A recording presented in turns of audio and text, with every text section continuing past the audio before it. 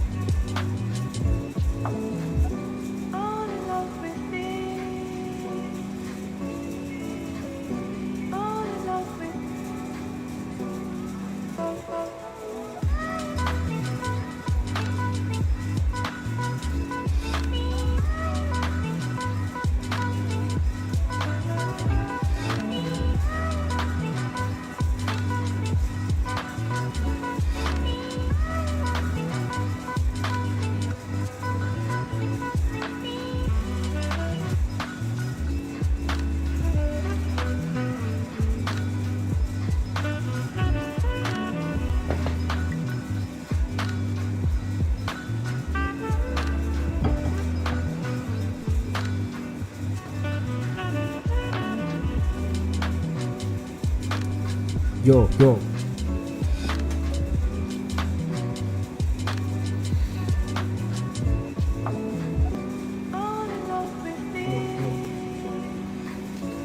Alô, alô.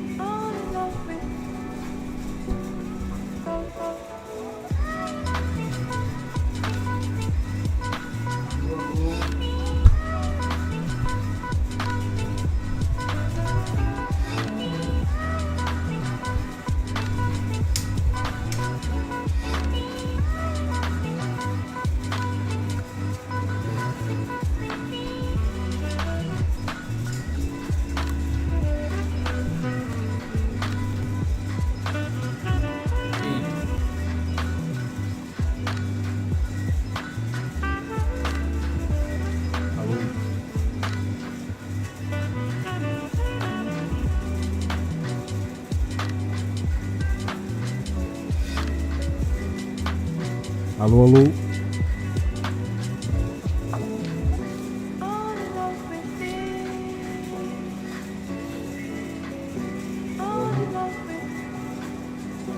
Pô, tá abafado esse som, testando som. 1, 2, 3, testando som.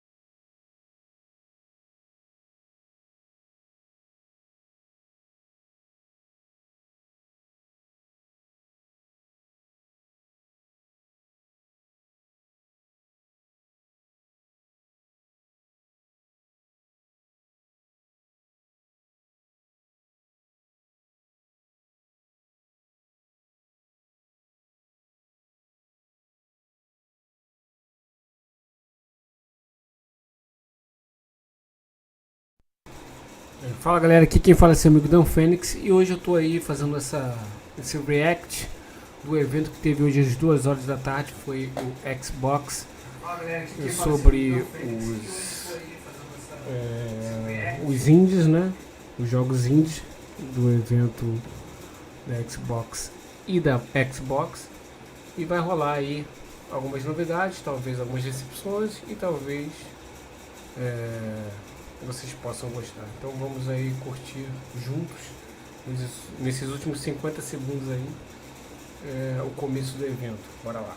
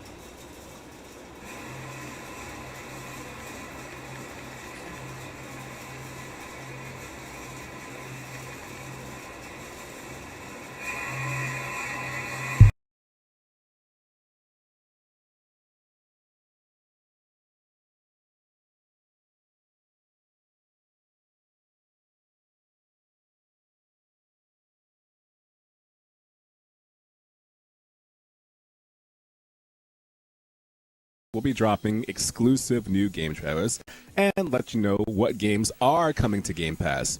When will we tell you about a game dropping on Game Pass? It's a very good question, right?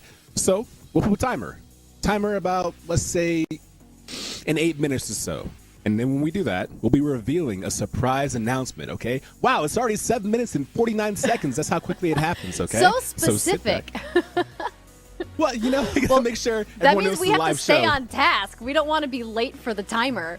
But chat, as Adrian mentioned, we love that you guys are involved here on Twitch Gaming. You guys hear us say it all the time that you guys are a big part of the show. So keep the comments and the emotes coming. We love to see them. And we apparently are on a countdown.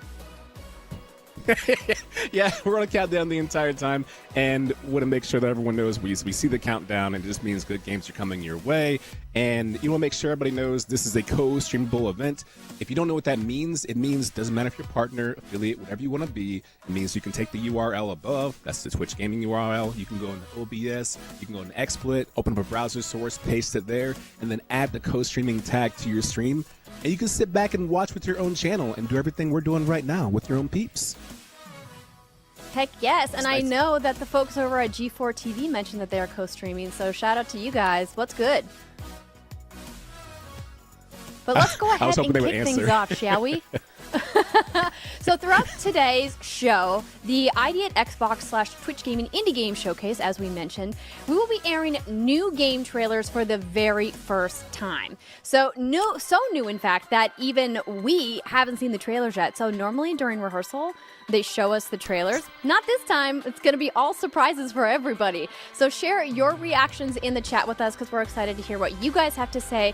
And we hope that you are ready because let's go ahead and start off with some new trailers. Right now.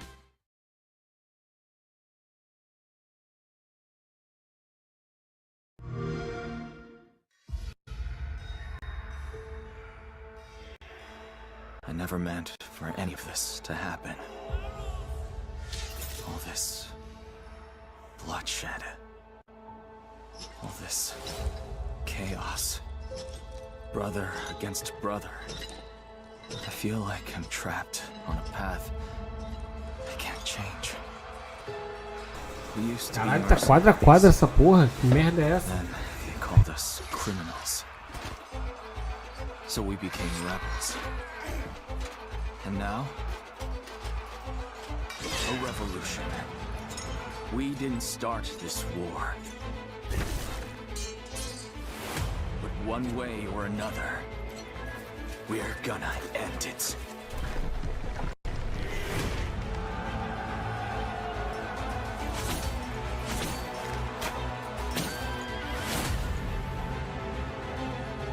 I'll do whatever it takes to bring my people home. And no king, no friend, nothing will stop me!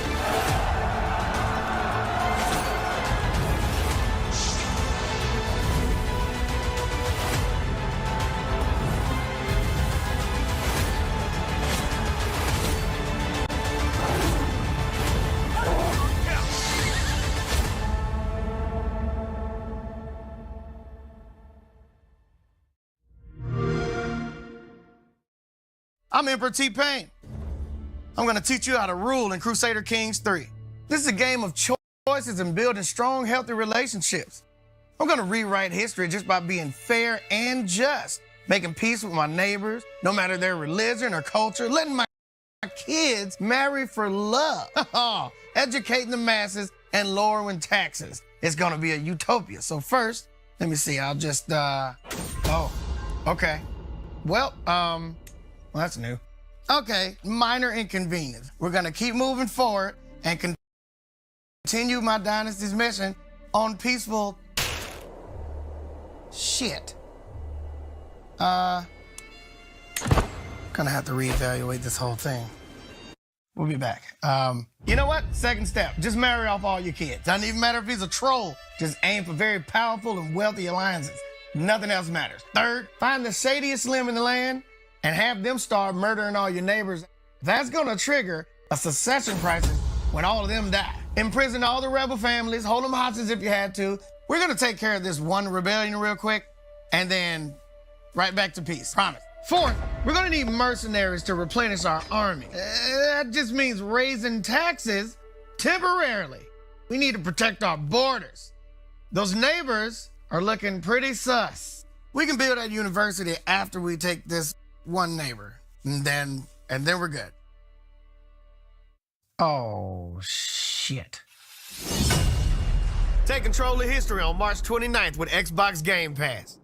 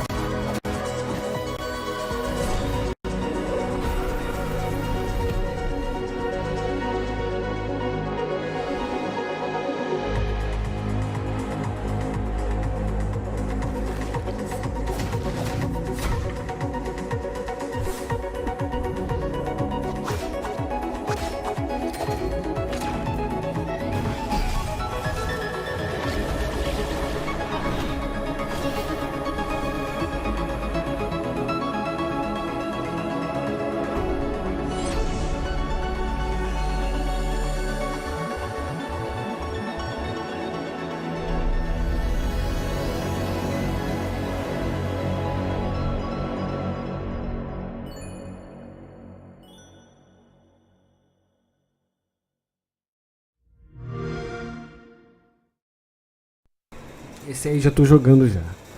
Já tá no Game Pass disponível pra quem quiser baixar. Yeah, Yeah. Are you Yeah. just stunned at how adorably cute Tunic is, or are you still chuckling that T-Pain raised taxes after he said he was going to keep taxes low in his utopia?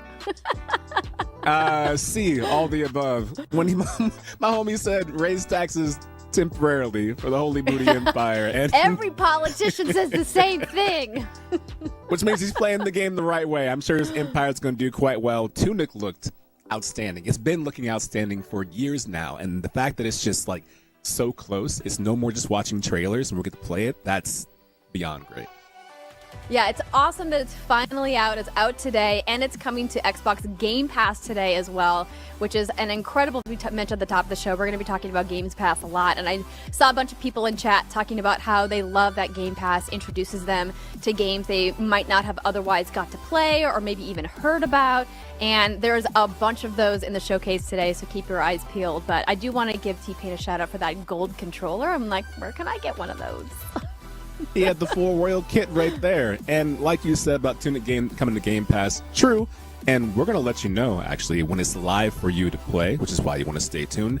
And later, good news, because we're all about streamers here on Twitch, we're going to check in with the streamer, Ash Said Hi, who will be playing Tunic live on her channel. So if you couldn't get enough, you want a quick preview of someone else playing it, someone who loves retro-style games and is retro aesthetic, perfect person to have compliment that game.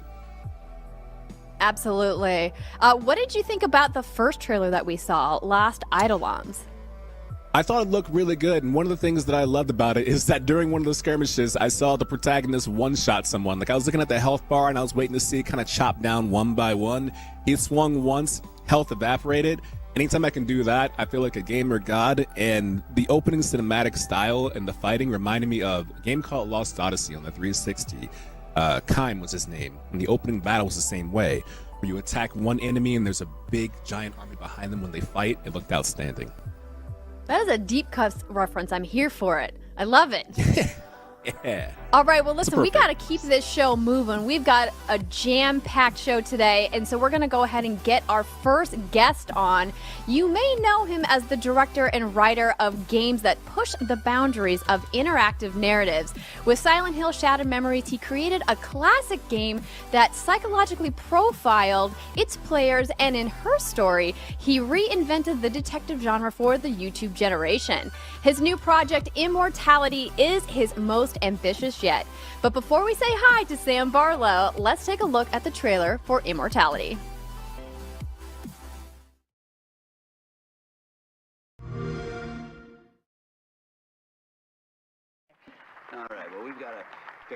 Viu a torre dela aí? Que foda. Cheio de LEDs.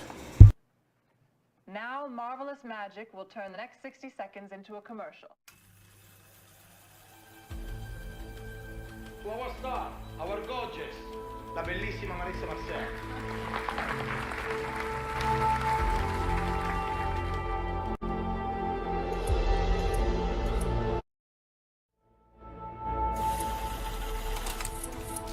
What is your name?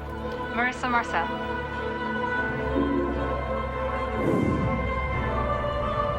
Did we get it right?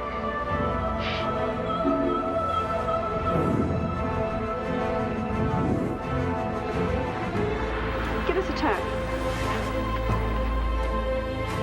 He's not who you think he is. Are you honey? Is she okay?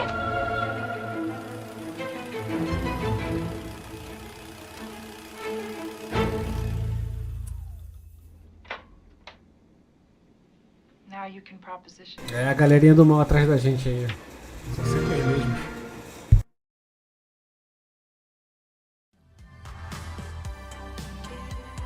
Sam, welcome to the show. Thanks so much for showing us your new trailer for Immortality. How are you doing today?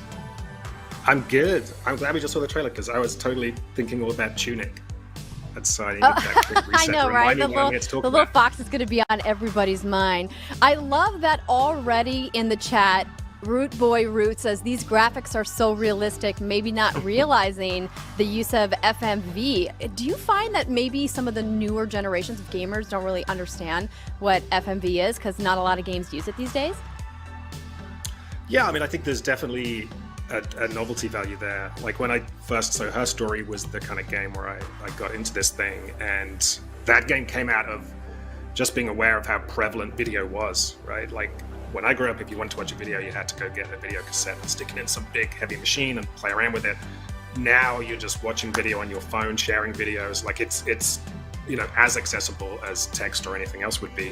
So that kind of was the spark for me, was thinking like, what do you do with people's familiarity with video? How do you make that into something that's interactive and interesting? So it's kind of coming at it from a very different perspective. I love how you mentioned that video is so ubiquitous. I think it's something a lot of us take for granted, just how much it's a part of our daily lives. And I think that's what's so fascinating about what you do as a storyteller and the way that you craft your games and continue to push the envelope with the way that you use video. What can fans of yours and newcomers alike expect to find in the storytelling of Immortality? So the idea here is to take some of the stuff I've done before. So I've kind of been digging into this idea of almost a Metroidvania of video, right? It's like, how do you tell an interactive story which is as open as an open world game, which has as much kind of expressivity as those kind of games, but in a very different way. So in O pior que eu tava a tarde toda tentando configurar o negócio aqui, deu ruim na hora. E só agora que eu tô repassando o jogo. And the way it works here is, Na hora mesmo eu não if you can consegui, imagine mó merda. the scene in a horror movie, Ainda tento me where ferrar someone goes into the library and they're going through like na the old retransmissão microfiche ainda. catalog, going through the kind of archives and digging up old stories and bits and pieces, or watching old case videotapes.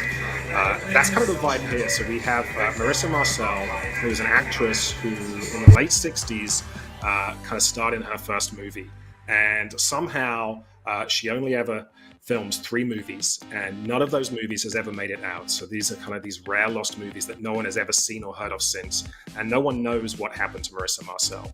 And so the player is going to go into the game and be digging through hours and hours of this archive of pieces of film and footage from these lost movies that we've discovered and put together. And so you're kind of investigating, watching these movies, putting together the stories of the movies themselves, but also kind of digging into the behind the scenes and kind of figuring out what in fact happened to Marissa Marcel.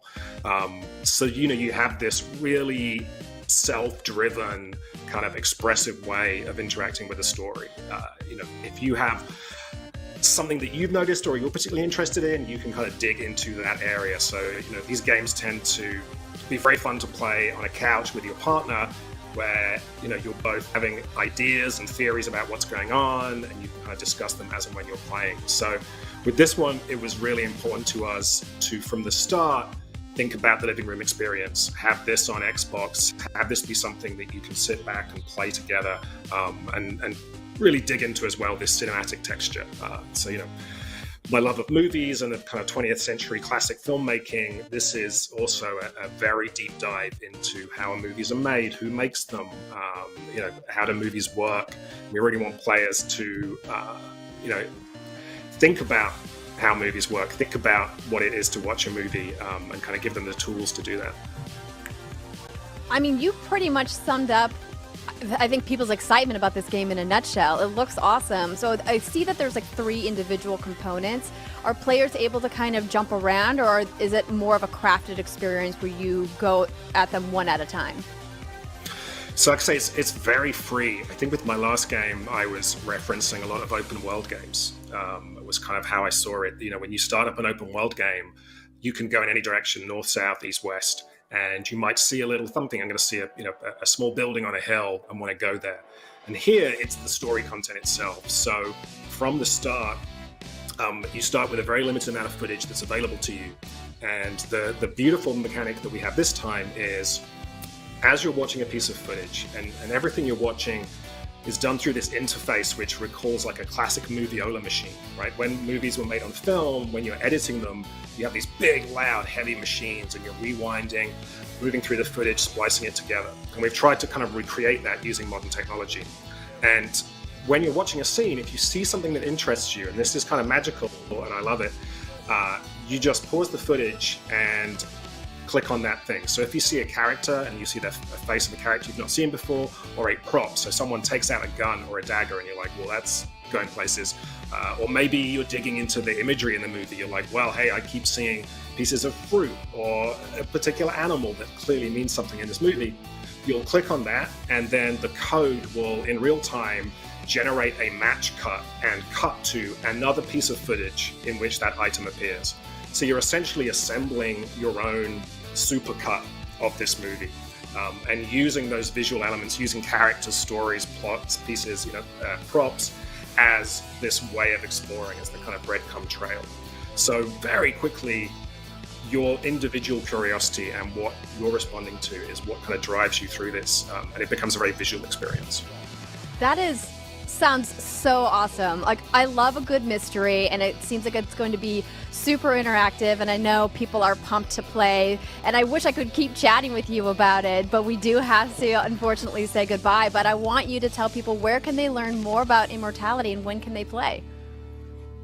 They'll be able to play, we're saying currently summer of this year, so very soon. We're in the final stages. If they want to hear more, they can go to halfmermaid.co, check us out on Twitter at halfmermaid, and we'll, as we get closer, start to peel back some of the layers. I think we've told people before that this is an investigative horror game, and the first question people ask me is like, in what way is this a horror? Like, what's the horror element?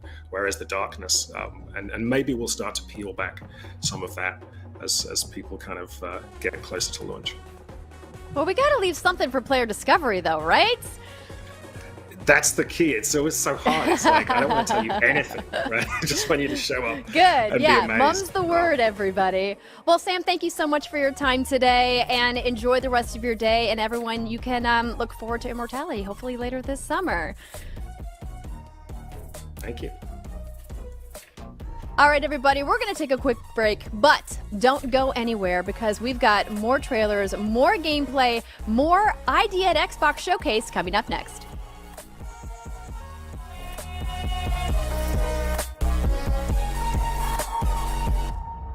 Right, listen.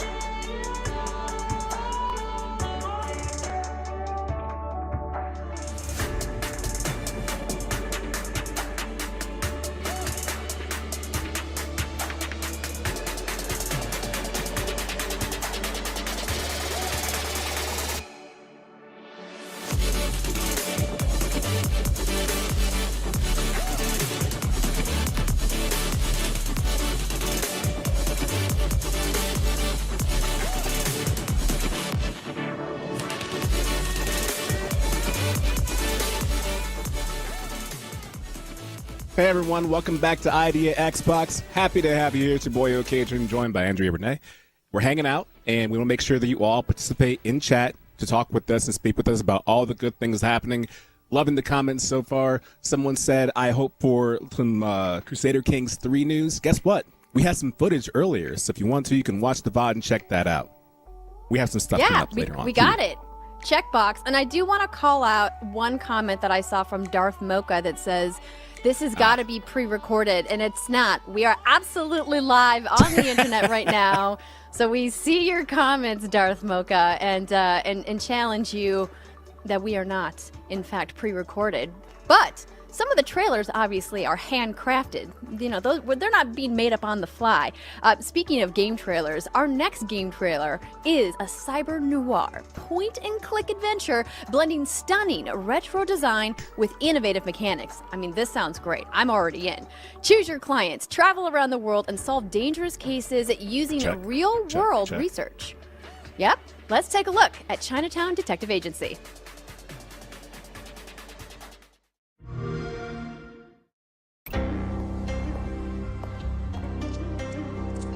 I'm Amira Dharma from Singapore. Hi, my name is Leonie Ko, and I play Amira in Chinatown Detective Agency. Wow, look at that! A new face! You here for the free Wi-Fi? I'm looking for a book. I'm looking for The Histories by Herodotus. From the get-go, I thought she was like femme fatale, hard-boiled, badass, cool. What are you doing, Philip? I'm done! I'm not going back! Could be a waste of my time, but maybe not. The game art is superb. The aesthetics really let me know what kind of character Amira was going to be. The vibe was like Pulp Fiction, Sin City. That was what I put into Amira. I've never broken into the gardens at midnight before. Tiger Lily. Is that a stage name or something? I hope you guys really enjoy Chinatown Detective Agency. Badass, female, Singaporean, private investigator. I don't think it's been done before. I'm so hyped.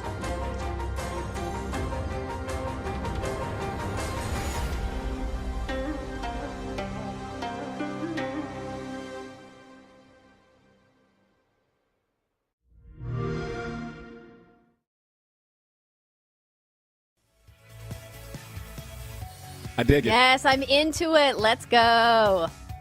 Andrea, you feeling that?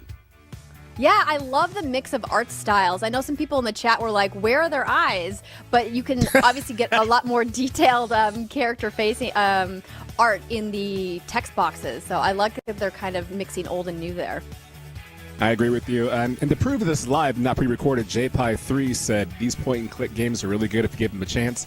I agree. Games like this, you got to just really sink your teeth in. I promise you'll like it. We have other games you might like, too, because our next guest is the creator and director, by the way, of the upcoming 2D, and just hear me out, roguelike meets golf-like. I'm not making it up. That's an actual thing, okay? The title is called Curse to Golf, which is being published by Thunderful Games. So for those who are wondering what that kind of mashup even looks like, well, good news. We have a trailer. It looks like this. Product not yet rated. Hi, I'm Liam Edwards, the director of Curse to Golf at Chuhai Labs. I'm the only one that made Curse to Golf. That's factually incorrect. In Curse to Golf, you golf. Also, you die. Also, you die again. Also, you die over and over again. Golf-like. Hit the green and take on 18 hellish holes in Golf Purgatory in your attempt to escape to the land of the living. Take your time to line up the perfect shot or go out in a blaze of glory. Just be careful, as with each new hole comes new hazards, new dangers, and new friends. Luckily, you might have a few aces up your sleeve. These bizarre and world-bending cards add new dimensions and make your journey that much more rewarding. It is up to you to take on every hole, fight each boss, and find your way out of this mysterious Golf Purgatory once and for all. It's a golf-like. I'm Liam Edwards, and this is Curse to Golf.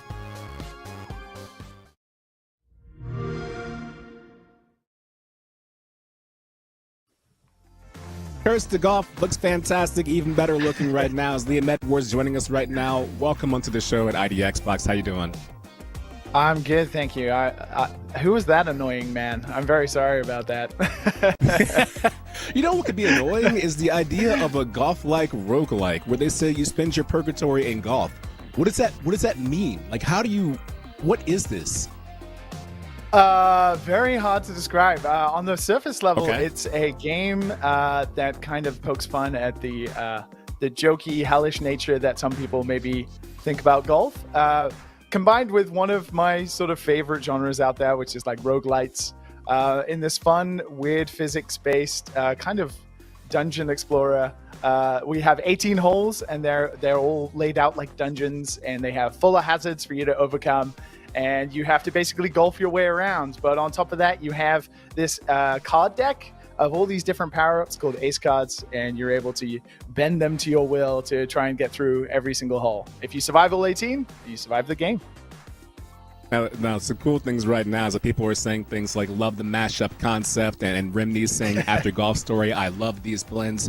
So I got to wonder, what inspiration did you have to make this kind of game? You said you're in golf, you love these kind of hellish style games. Was there a particular moment you were playing something and you said, you know what this needs? It's more challenge. It wasn't really started with golf, actually. It was thinking about roguelites. As a game designer, I think about genres a lot of the time, and that mashup is exactly right, which is how could I mash up some crazy weird things? And I thought about physics in a roguelite, and then that kind of naturally just led to golf, which is something, a game I played as a kid, actually, and had quite a bit of knowledge about. It's not really something I delve into now, but something I went through as a child and had to suffer through. So this is kind of almost like therapy to me, really, to be honest.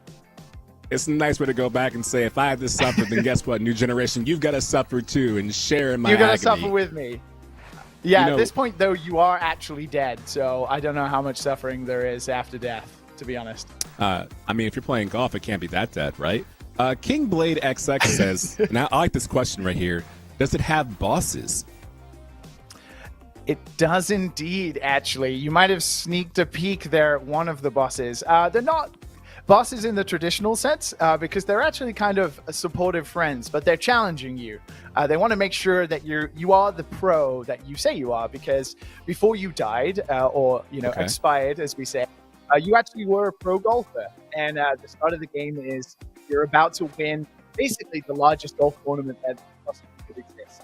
And you're about to become the greatest golfer of all time. And as you swing that final shot, you're struck with lightning. And so your travels through purgatory, golf purgatory, is to basically prove that you are the greatest golfer of all time and make it through the toughest 18 holes you possibly can. So yes, it is definitely about golf, but kind of, I don't know, a bit of a strange one. No, I like that. It's like Meet Joe Black meets PGA Tour. We're all here for it right now. So it's a very good way to go about it. And for games like this that are so tough, one of the things I worry about and wonder about, and I personally love, is the challenge of the nature, right? And the nature of the challenge. So for you, someone who is so well versed in this game, I have to wonder, what's the challenge like? What makes it hazardous along the way, and what benefits you?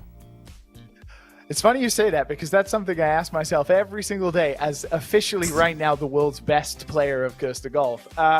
What we're aiming to do, roguelites is supposed to be challenging. And in Curse to Golf, if you do fail a hole, you have 5 shots to finish a hole. So if you think of a traditional par 5, but it's the inverse, which is, that's kind of your health. We have something called the par count. And if you run out of shots on your par count, you will round over. So it's up to you to try and use these ace cards, try and get good at golf. We have spin mechanics and everything to add some nice little platforming to it as well. But if you do fail, then you return back to hole 1, back to the beginning. There's going to be a lot of cards and a lot of nice little boons and power-ups for you to basically stall that demise and try and ascend as best as you can to the 18th hole. Really quick question. Are they randomly generated, though? They are not randomly generated. Unlike normal roguelites, golf didn't really suit the sort of, with golf shots, you want to hit like a variety. And we thought like random generation was not necessarily the way to go to get the best out of the courses. So we do have over 80 hand-designed holes. And then the way the golf course actually works is it randomizes and kind of uses like a labyrinth system to determine the difficulty of your run. So even on your first run, the first time you jump into the hole one again might not be the first hole again, and you might have an entirely different hole. And then it's up to you to try and put everything together that you've learned on previous runs and tie it nicely together. Well, perfect. We got the gist of it. We got some gameplay, everything you could possibly want. So where do we go to find out more information? How can we follow up on updates on this? You can follow us on Twitter at Chuhai Labs. We also, with our wonderful publisher, Thunderful Games, they're posting a lot as well, so you can go to their website, thunderfulgames.com. You can also follow me on Twitter at LiamBME, because I tweet about this game all the time, like one of those terrible people who talks nothing about their own project. No, that's the perfect kind of narcissism. Thank you so much, Liam Edwards, for being here. Thank you, everybody. Looking Thank you really for having good. me. Peace, man. Take it easy. Thank you. That was fantastic. It looks really good. We know let's talk more games, and you're listening, so we're going to do that for you. We're going to have another short break, and we come back, more ID Xbox and more games. So stay tuned.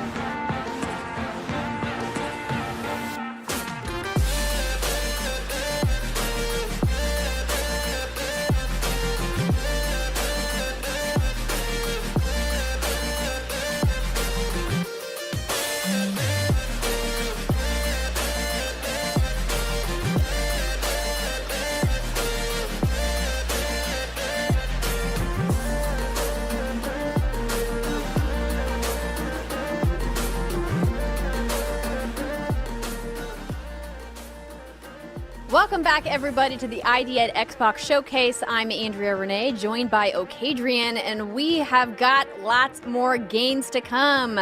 Adrian, it's been going pretty good so far. Everything's going really well. The games look fantastic. A lot of people have been saying, I don't want just this one game. I want these 1, 2, or 3 to add to my wish list. And to prove that we are not pre-recorded, because that's an ongoing tale and saga, Kyle C. Fritz, who spoke 1 minute ago, said, and I quote, "So far, the interviews have been really fun and perfect amount of depth and detail." Andrea, that's us. That's so kind, Kyle. Thank you so much for your lovely comment. Keep them coming. Yeah, shouts to Kyle. Good looking out, man. And speaking of keeping things coming, we've got more exciting new trailers for you. So let's take a look at what's coming soon to Xbox.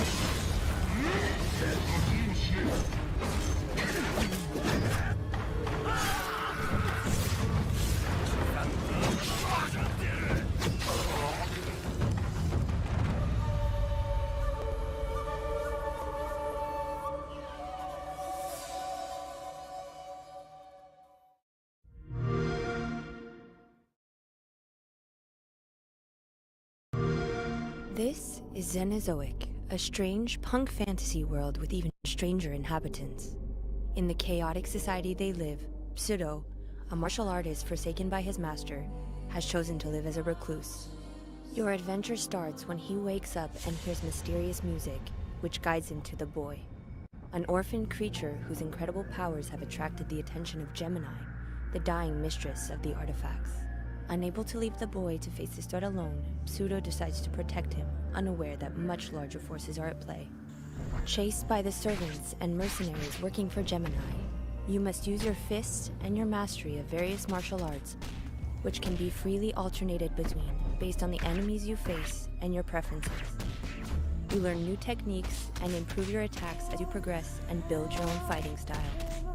One law reigns in Xenozoic, the ritual. If you wish, you can challenge enemies to this dice game before a fight begins to determine the rules of combat. The winner applies the effect of an artifact onto the opponent, which can include fighting in a cloud of fog or having a chain limit their movements. Far from determining the winner or loser, these rule changes present an opportunity to be exploited if you win the ritual, or a challenge to be overcome if you lose. Outside of combat, you'll wander this intriguing world, seeking out its paths, secrets, and shortcuts. You'll meet strange characters, collect artifacts and items that can be used to craft weird objects that will aid your journey. And at night, Pseudo's dreams are so vivid that they take on a life of their own. You wake up with a distorted visage in a dreamlike Xenozoic, where new areas become accessible and dark creatures emerge. Inspired by surrealism and punk fantasy stories, Clash, Artifacts of Chaos promises to be an indie action adventure like you have never seen or experienced before.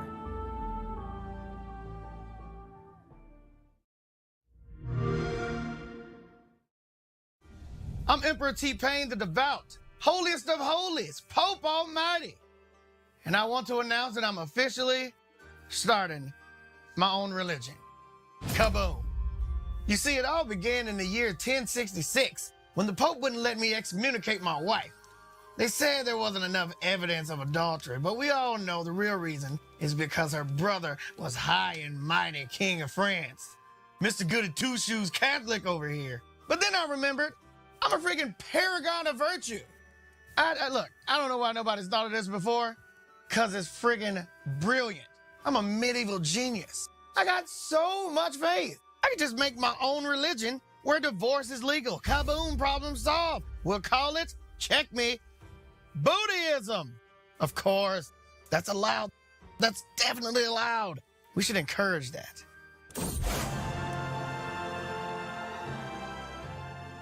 It's going to be a liberal and forward-thinking religion, a church for the people that's going to benefit everybody.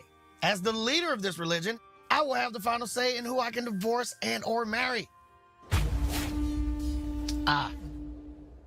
Yeah, see? Probably should have seen that coming. Good for them. Get it on Xbox Game Pass, coming March 29th.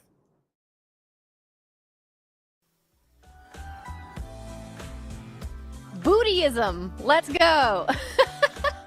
He's making all the right moves, making his own religion, allowing witchcraft, allowing adultery. He just knows how to play the game, it looks like. I mean, I said on the break when we were watching these trailers, I was like, whatever they spent on T-Pain was worth it because I'm loving these trailers. And I saw that in the chat, people are demanding a stream from T-Pain. So maybe we can get that once the game is finally out. Hey, Bryce99210 says, I'm a supporter of bootyism. You know, you and me both. You and me both. But it wasn't just that. There were two other games right there, too. Andrea, what you think? Got a favorite? So I really love the art style of Clash, Artifacts of Chaos. It's got a very cel-shaded look, and it's got a cute little companion. Who doesn't like a good companion NPC?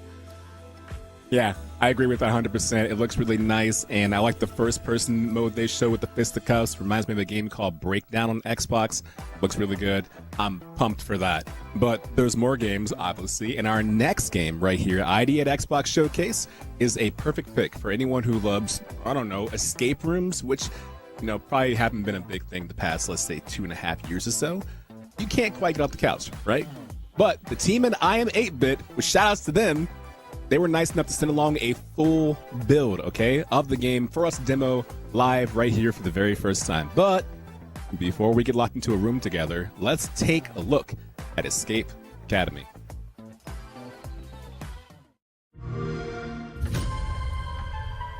What are you waiting for?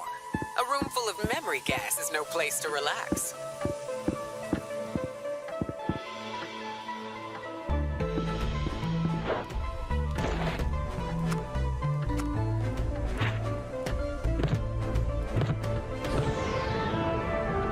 Impressive. I knew I saw potential in you. Ah, there you are. Welcome to the Academy.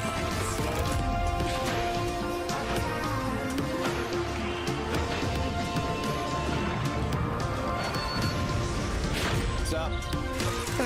It's not the first time my art's been torn to shreds. Greetings. Dishonesty has no place at the Academy. Hey there! Enough water! They're already hydrated! My star student.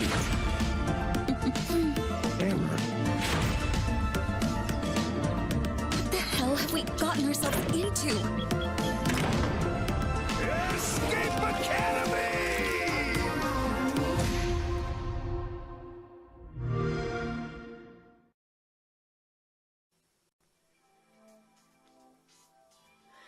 All right, are you ready to do this? I feel like the entire internet is going to judge our escape performance, so hopefully we don't disappoint.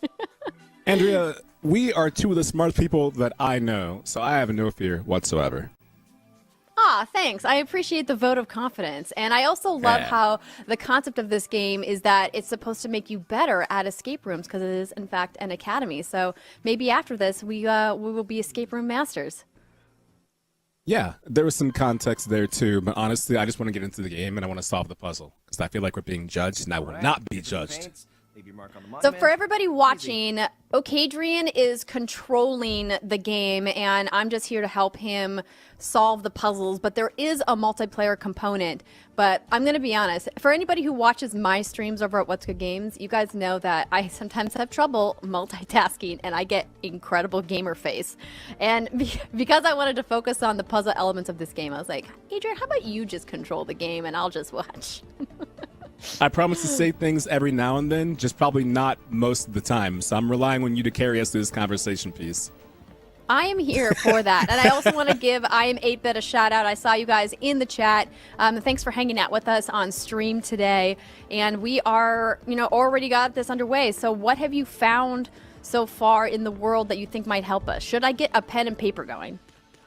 Maybe. There's a bunch of sculptures that have yellow markings on them. Some of them have different things, like that one has a yellow dot right there. This one over here teases a maze and has a circle in the outline down there. There's a paint splotch right there. There's a door that needs a key, it looks like, or some kind of thing for a nose, and we don't have it yet, so something's got to have a line somewhere.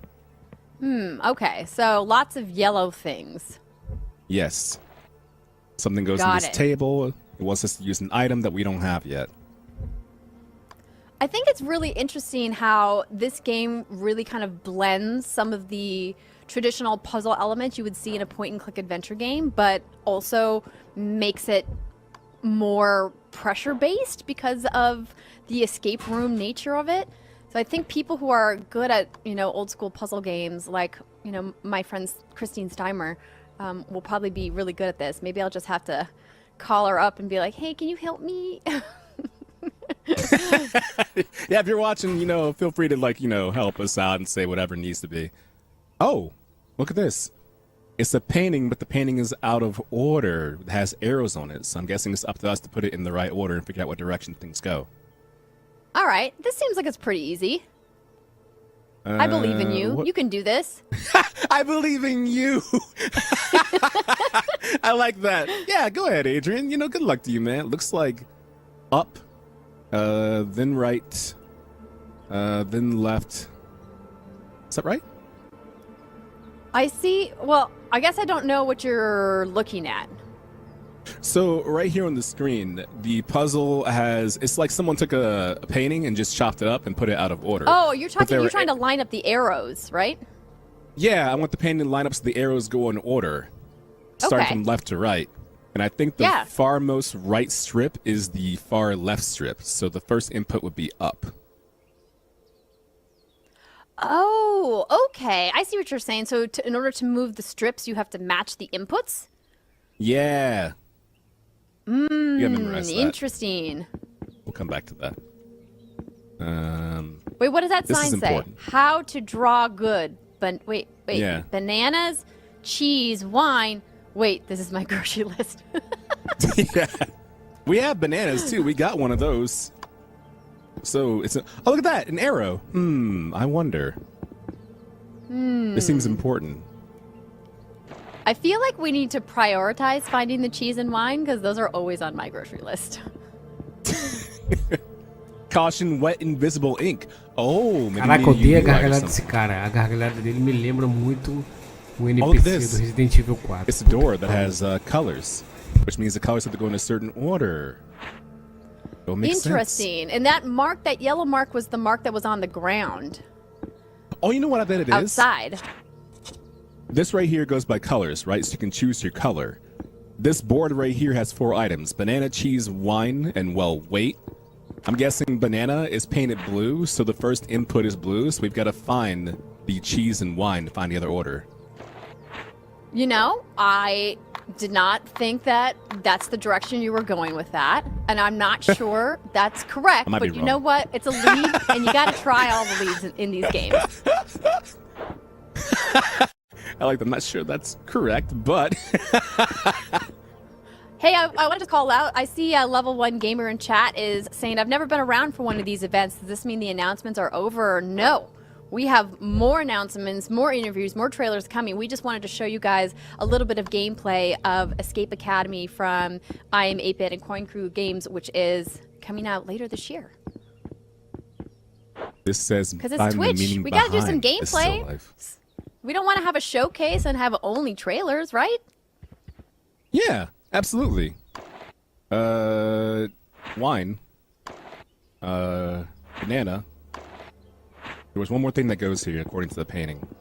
The cheese! Gotta find the cheese! Where do you find cheese? You think it's in this room? I feel like that's too easy. Oh, look at this! Arrow directions. I bet that's the puzzle. Wouldn't surprise me if the cheese was in there. We have to get through there to find out. Or the cheese could be in the garbo. I don't see anything for... No, cheese is not in the trash. That's not where you'd put it? I mean, it depends what kind of cheese it is. Let's be real. That's 100% true. That's facts. I gotta find cheese, Andrea. You think it's in that locked closet? do you think it's outside? Something's in there. I'm gonna go back outside because we haven't been on here in a minute. So, if I was cheese, where would I be? Beastly Benno, that is the question. Okay. So we've got more.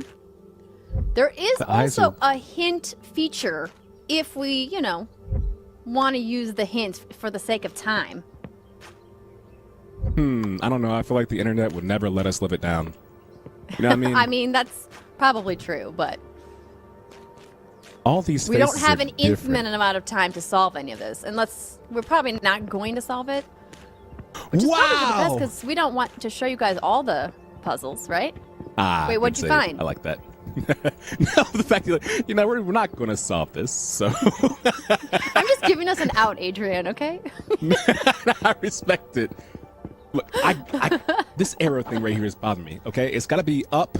I got it. Up, down, right down.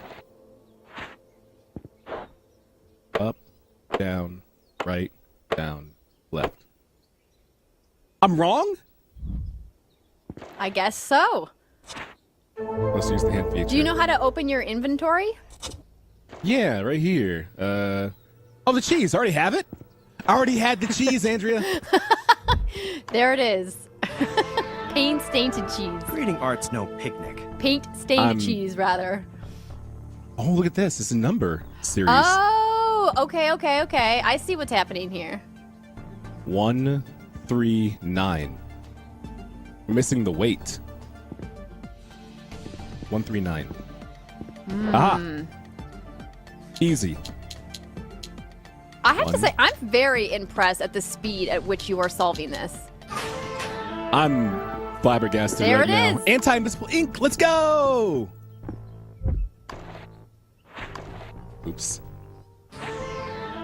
The suspense. Caralho. Will Adrian keep playing the game and I'm going to have to host the rest of the showcase by myself? Who could say? Many thanks, though, to the team over at I Am 8-Bit for sending over the build for us to check out and for you guys to take a look at here on the stream today. If you guys want to get updates on Escape Academy, please follow at I Am 8-Bit on Twitter, and we look forward to solving those puzzles later on this year. You did well, Adrian. I'm very impressed. I didn't do well enough. It's okay. You can feel sorry about it later. But we do have a bit of good news, everybody. Tunic is now live on Xbox Game Pass, and Ash Said Hi is playing live on their channel, and you can check it out at twitch.tv/Ash Said Hi. And you can find them in the Control Plus app under participants, or follow them, jump to their stream, check it out if you guys want to see some gameplay of Tunic. And don't forget, you can now download it today. Yeah, that's the good stuff. And if you want to get an idea of what it's like to play the game and to see a streamer's reactions to it, we're going to actually take a peek in on Ash Said Hi. And the good news is right now, she can't hear us. She can't see us. This is our own moment to peek in.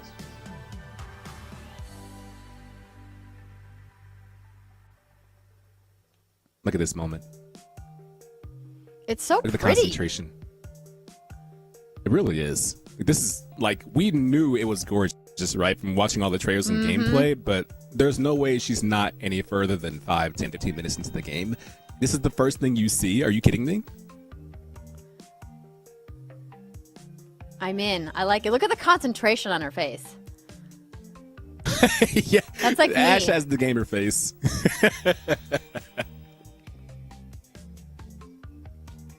Love it.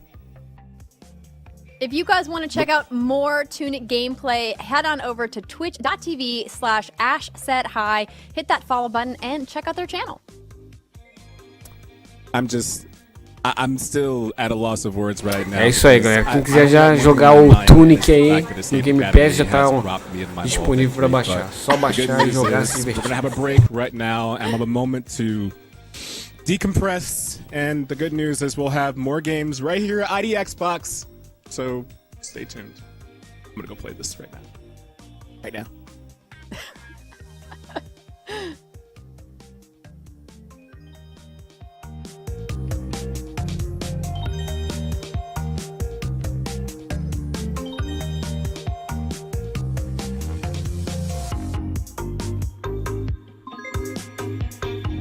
Mais uma pausazinha aí pra fazer um cocôzinho aí, ó. Fazer um xixi.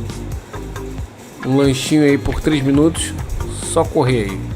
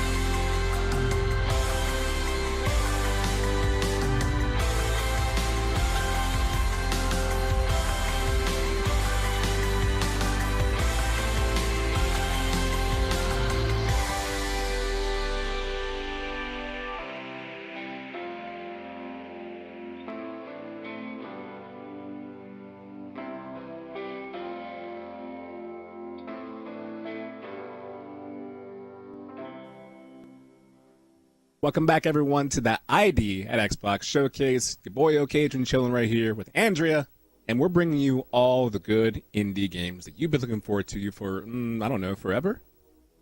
Yeah, obviously forever. It's been so long. But I digress. Are you ready to hit the slopes for some snowboarding action? I know, it wasn't the best transition. Stick with me, everybody. Shredders arrives tomorrow on Game Pass, and ID at Xbox Showcase has the latest trailer. But first, a quick message from the devs behind Shredders. Take a look. Yo, welcome to Phone Punch. We're super happy to launch the game. This is almost the whole team, not the whole team. So behind us is a bunch of boards, so we scanned them in that booth there, our photography booth, and we're super stoked that we can finally ride those boards. Let's do it. Yeah, let's do it. Thank you for playing and have fun. Yeah!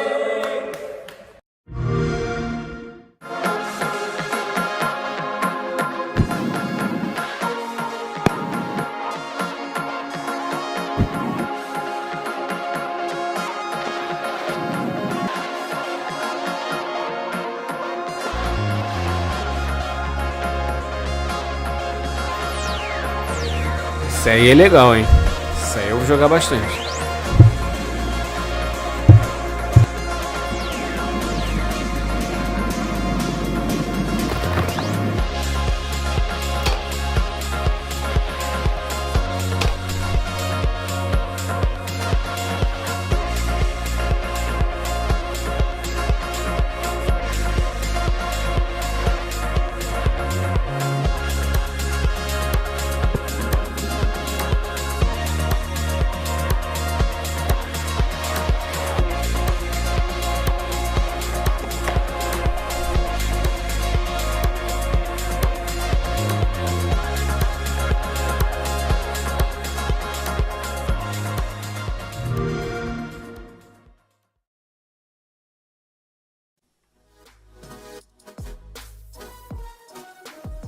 Doesn't it just make you want to catch some fresh powder?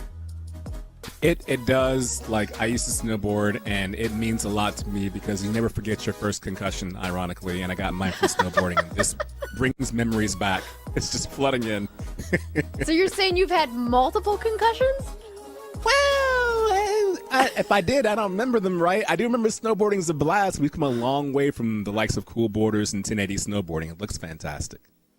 Absolutely. I got to take a look at this back during the winter gathering, and now that we're almost into spring, going up to the slopes is probably not on my mind as much as going to the beach, but that's what's great about video games is that you can transport yourself to anywhere at any time, and it seems like the chat seems pretty hyped for this. Oh yeah, they've been waiting for this. I think in the top of the show, people were saying shredders, and shredders. It's here, and it looks really good. Absolutely. But up next, Derek Bradley, the game director on Fling Talk, is going to be talking to Okadrian. But before we meet him, let's take a look at the trailer.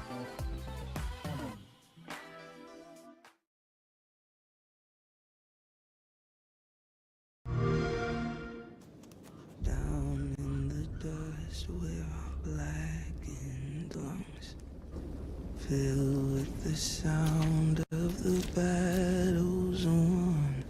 We bathe in the blood of that rising sun and breathe in the power of the smoking gun. Down in the depths of the wounded ground, there at the gates of the golden crown, we bathe in the blood of that rising sun and breathe in the power of the smoking gun.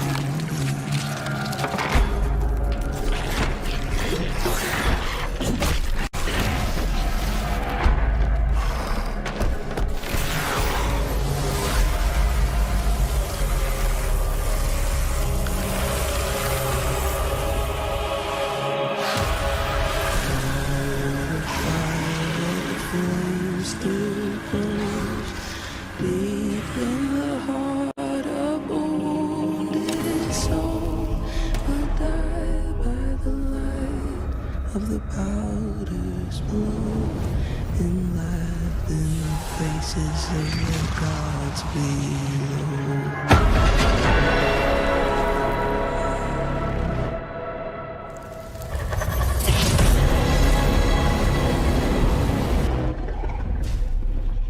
We'll die by the light of the powder's blow and laugh in the faces of the gods below.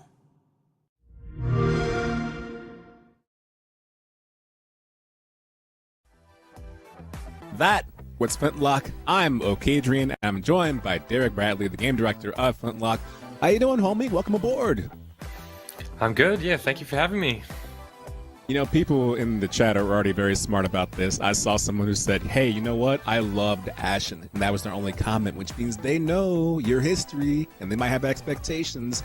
So in terms of how it correlates to this game, if you've played Ashen, are you going to have a familiarity with how this game's going to play? Yeah, Ashen was really, it was our first game at A44, so it's a massive thing in the genetics of the company. Certainly all of that really hard-hitting combat, all of that kind of stuff, but this one is very much us taking that, expanding on it. You can kind of see the visual style in the trailer itself and like how far we've pushed that, but that's expanded into every other part of the game, so can't wait to see what people think. I can't wait to see it either. Like, the thing is that intrigues me, one of the things that intrigues me the most is the fact that the game is called Flintlock. You're holding a flintlock, but I feel like it can't be that on the nose, right? Like, can you give us a sneak peek or an idea of what that title means, if there's significance to the flintlock? Yeah, absolutely. It's actually quite an interesting thing. We took like a fantasy world which would have had dark magic and the undead and all of those kinds of things, and we took human society to a tech level where flintlock pistols and guns and all those kinds of things had just been invented. And so I suppose the whole proposition is like, how would this play out? Now, how would something like Lord of the Rings play out if people had just invented gunpowder, and they were able to blow things up. And you could, where a wizard would be all powerful because they could throw a fireball at you, well, now you could shoot a cannon back. It's really interesting, and like there's a lot of really fun stuff we can do with that. In relation to those kind of dark and terrible magics that also exist within the world. You're bringing about all the dreams people want. I'm just picturing moments of Lord of the Rings where he's like, I would cut off your head, dwarf, if it stood but and then flintlock. And that's the easy conversation to have right there. So you're putting everything full front. One of the questions that's been perusing right now, the chat, one of the questions I see is, I want to pet the dog. Can you pet the dog? Pet dog, bird, yes, no. Derek, can we pet the dog? It's a deep question. It is a really deep question, and something that we don't really like to talk about. I feel like he's just got a lot of attitude, and so I think when it comes down to him, he is kind of the epitome of all that dark magic and all of that all that stuff that kind of the human technology opposes. Just patting him might be a bit disrespectful to him. I'm not too sure. We're sort of still trying to work it out with him. He's got a bit of an ego, but we'll see if we can convince him to let you pet him, I suppose. Derek, I gotta say that was the most political answer I have heard in my entire life. And I love it so much. I think like petting the dogs is so important. It really is. We don't even know if that is a dog because it has dog-like features. Is that a constant companion? Does it summon, or is it just with us the entire time? Yeah, so that little guy's with you the whole time. He's essentially like your companion. He where you bring all that like flintlock weaponry, you bring the guns and the bombs and all that kind of stuff that you could possibly do as a soldier. That little guy brings all the dark magic. So you'll sort of see right at the start of the trailer, he's got like these little bird claws, and he's got monkey paws actually on the front, and he's sort of covered in feathers, and he's got horns as well. But he's sort of like a fox-like creature overall. And yeah, as you go through the game, you kind of figure out who he is and what his whole sort of story is. No, I love the majesty of the setting. I love looks like a boss at the very end that has the giant hole in his head that kind of glimmers and glows the entire time too. So what kind of art style were you looking to accomplish this time around compared to Ashen? Yeah, because it's a big jump up for us. And as I say, for every single part of the game, from art style right through to character progression, all of that kind of stuff, it's a massive step up.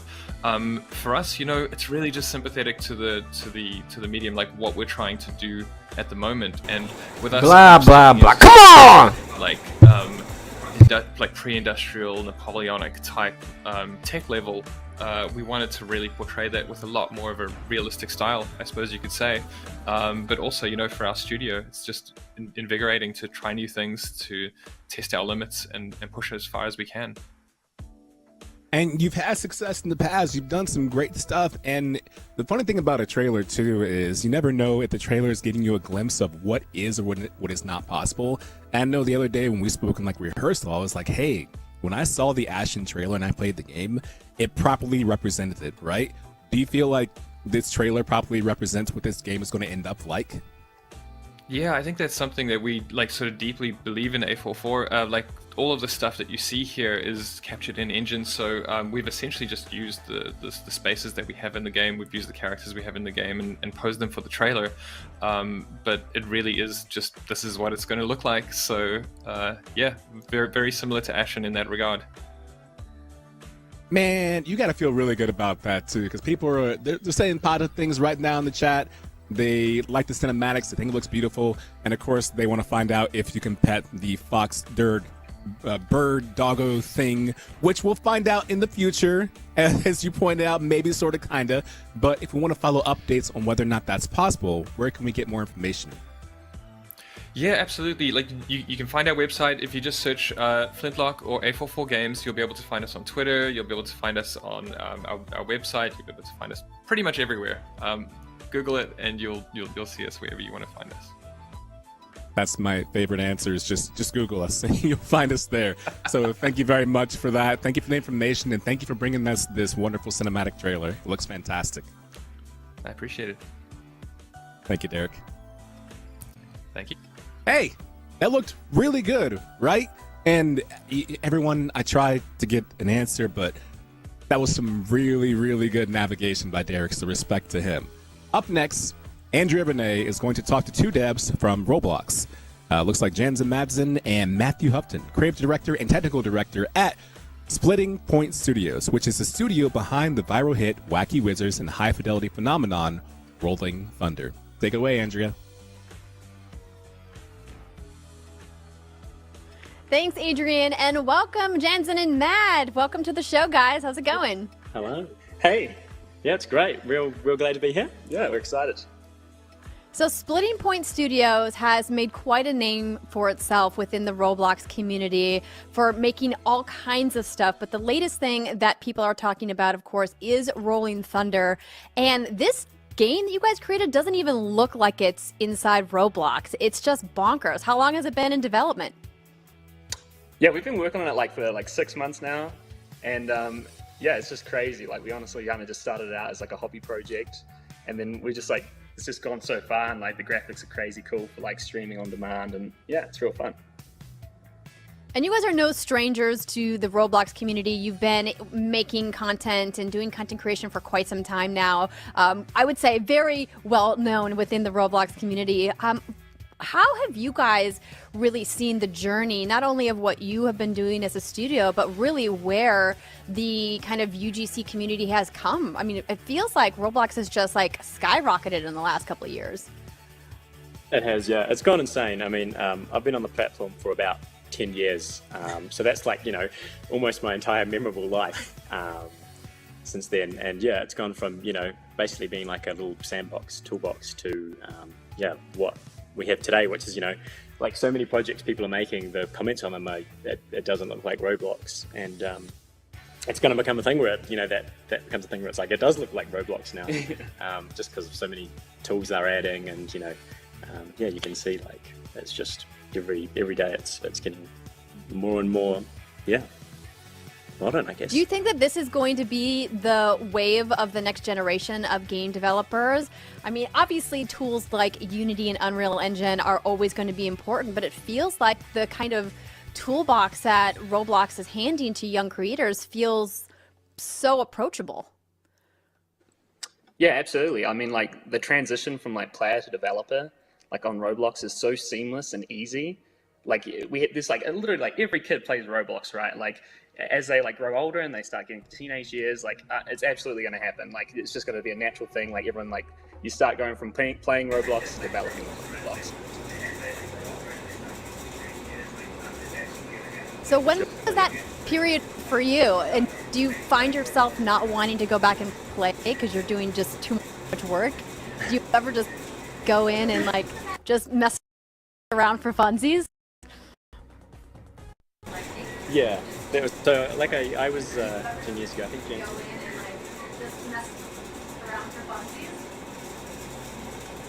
was a bit more recent, about 3 years ago or so. But I would say we still play heaps of Roblox games all the time. Yeah.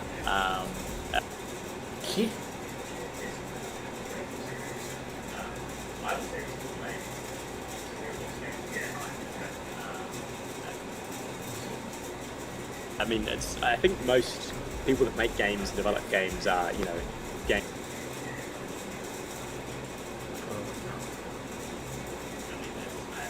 players primarily, and that's no different for us. So a lot of our inspiration is from, playing other people's projects and kind of being oh, what if we could do this as well, or what if we changed it in this little way, and then Roblox is a platform. Yeah, one of the main reasons we use it, because once you have that thought, it's a lot easier to kind of just jump in and make that change. Yeah, which we do. That's so awesome that it can kind of be a collaborative experience with your community. And speaking of which, we unfortunately don't have enough time to keep talking about Rolling Thunder, though I have a bazillion questions about it. But if people in the chat want to keep up with the development of what you guys are working on, where is the best place to follow you guys? Yeah, you can just follow my Twitter, you know. Shameless plug right here, Jandal, RBLX. You can just Google it and it should come up, hopefully. We're all about the shameless plugs here at the Idea at Xbox Showcase, so it's not shameless. Plug away. Well, gentlemen, thank you so much for taking time to chat with me about Rolling Thunder, and like he said, you can go ahead and follow him at Jandal, and enjoy the rest of your day. Yeah, thank you so much. Cool, Cheers. thank you. Well, we have got more show to come, but we have another quick break, so don't go anywhere. More surprise Game Pass announcements are coming up next.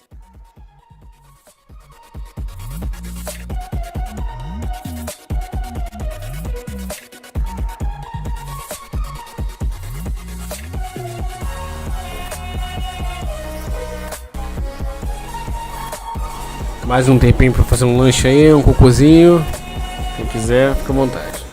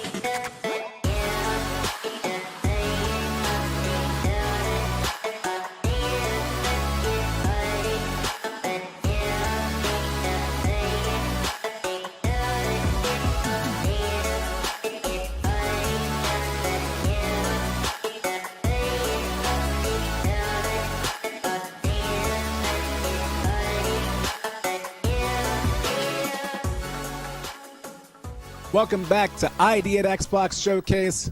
Okay, Adrian here, joined by Andrea Renee, and we have been putting on a clinic with some really good video games. That is correct. Putting on a clinic. I like that saying. I do see you in chat trying to defend your performance in Escape Academy, and don't worry, it's okay. We all believe that you would have solved the puzzle if you'd been given just 2 more minutes. I kid you not. I've been dwelling on this for like 20 minutes. Like, it has not left my mind. I've been sitting here stewing in the background like, I bet if I had 2 more minutes and we're going live. Are we? Because I want to play some more. So thank you for acknowledging that. See, this is what happens when you let him play a game in the middle of the stream. I told him that it was risky. But what's not risky is the chunk of new trailers we've got for you guys. Let's take a look at what's coming to Xbox soon.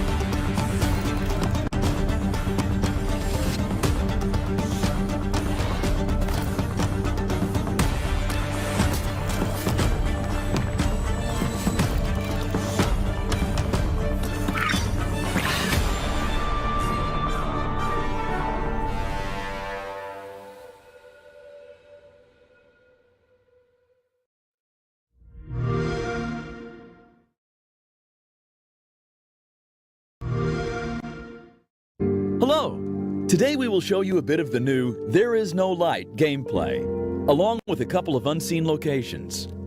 Hope you'll enjoy what we prepared for you. Now, we are located at Frontier. Pilgrims from all Underworld gather there to take their path to Messiah, their savior. But Solar Core kill any heretic they can catch.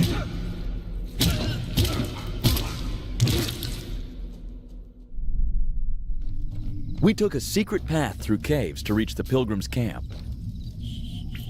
Along the hero's way, he will meet many people and creatures who need his support.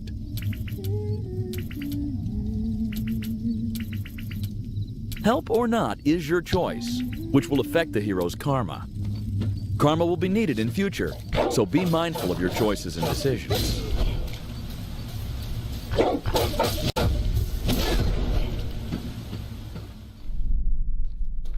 First Pilgrim's Camp. Here, you can gather some information about Messiah, Pilgrims, and the Lighthouse of Hope. Some people can give you subquests with great rewards, so don't miss them. Here they are. Cannibals. They may look fun and stupid, but bloodlust made them very dangerous and aggressive.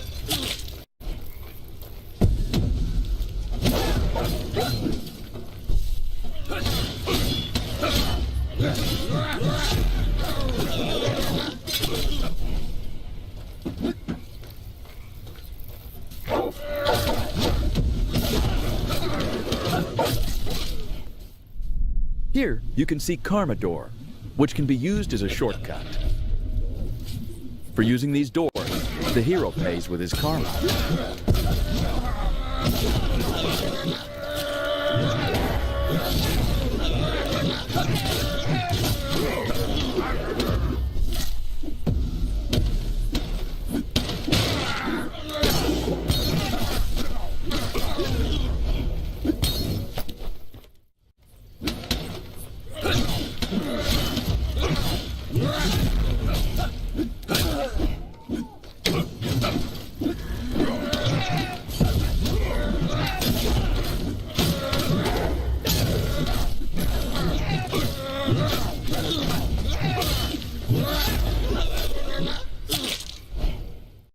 Cannibals have strange architecture.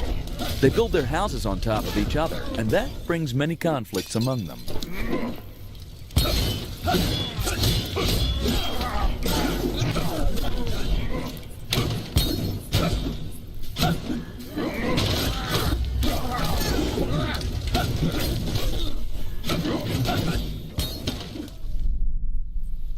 A tough fight ahead. Let's battle through it.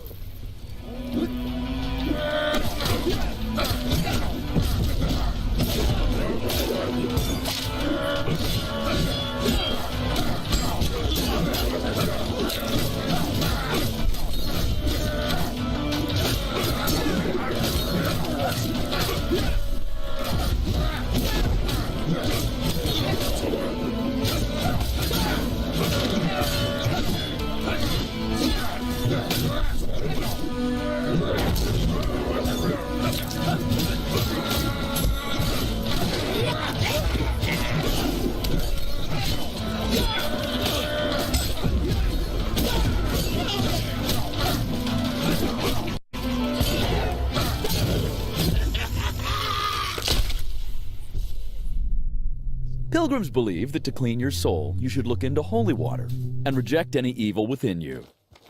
I think our hero has many secrets because his evil side is tough as hell.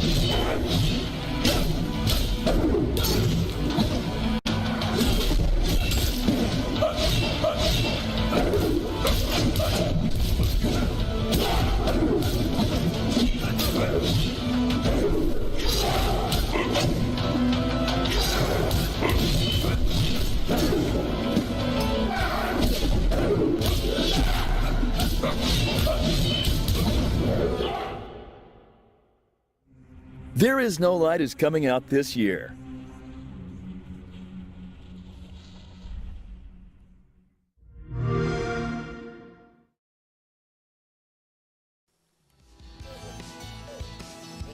Man, the Twitch chat comments for There Is No Light were hilarious. The cannibals living on top of each other, the grunts, I love it. I like that impression of the I got pumped. I got called out. Sounded like. They knew I would like Void Train, and I do like Void Train. It's trains meets Half-Life. If Half-Life was about existential dread in the void, it looks great. I like that Brunamania in chat said they thought it looked like Polar Express and Snowpiercer got into a fight. Yeah, that's about what it comes down to right there. Yeah. Battle of the Trains. All of you But you love video expressed games. some very intriguing sounds during the Whalefall trailer. You know, I did because the fact that Whalefall started off with anime, right? A very Ni no Kuni style, and I thought it was going to transition into the gameplay. But there was this juxtaposition, right, of the anime style and then origami style artwork for the game. So that's why I kind of made the like I was making the There Is No Right sounds during the trailer. Yeah, it looks like the cutscenes and some of the narrative dialogue scenes in the gameplay are going to be in that anime style, and then it looks like the gameplay itself, is in the complementary art style. It's interesting. We don't see a lot of games doing that. No, but we do see a lot of games, and we're going to see even more, including this next game, which I am extremely biased towards, right? We're going to meet the devs and stars behind a little game called WrestleQuest. Now, WrestleQuest is the only game that allows you to powerbomb, suplex, and taunt your way through a massive RPG world where wrestling, action figures, and toys collide. So before we, meet the team, let's watch, I've always wanted to say this, let's watch the world premiere trailer of WrestleQuest.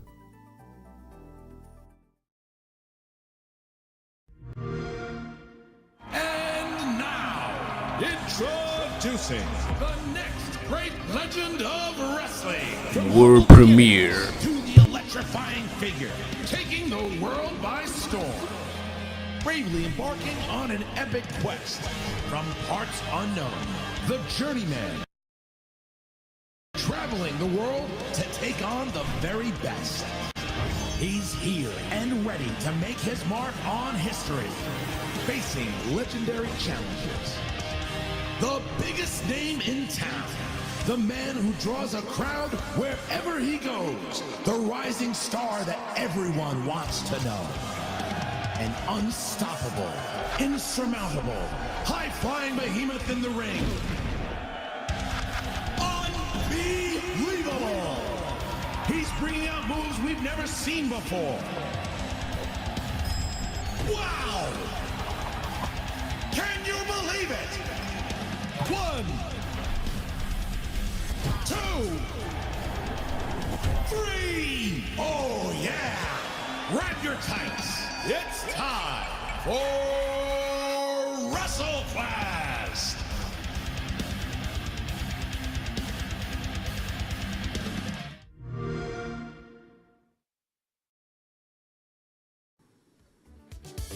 Ah, man, this is my favorite time of the day. I've been waiting. I'm going to try to do this as professionally as possible. Welcome the founder of MegaCast Studios. James is with us. We got the last outlaw, Double J. Jeff Jarrett is here. And, of course, our man, Mr. Five-Time himself, Booker T. Thank you all for joining me for this. Thanks, Adrian. Hyped to be here. Thank you. What's up? Yeah, love to have you all here. I heard the Adrian what's up in the background. Good looking out. Of course, first things first. Big shout outs to Queen Charmel. Well deserved. Hall of Fame. Yeah, you know what it is. Yes, indeed. My queen taking her rightful place next to her king. So, yes, beautiful team. Yes, sir. Happy to have you all here today. James, want to start off with you. Hey, you know what? Maybe you haven't held any championships that I know of, but with this game right here, I think you've got a championship on the way. Tell me what we're looking at right now. What is this? I want to add that I'm definitely starting out WrestleQuest here from a fan perspective. Like, this is a multi-year, 3-year project where our team is just so excited about. Although I've never wrestled, I have powerbombed my children to sleep, and I often wrestle my team members at the office. So we have insurance for it. It's all good, and it's major creative inspiration for us. But so WrestleQuest is the world's first wrestling RPG. It's very much inspired by nostalgia from the ground up. It's the art style, it's the IP, the storytelling. If I describe WrestleQuest really broadly, it's Toy Story with Lord of the Rings storytelling through the lens of a wrestling universe. So everything here is wrestling. There's no kayfabe. Wrestling's always on, and wrestling is life.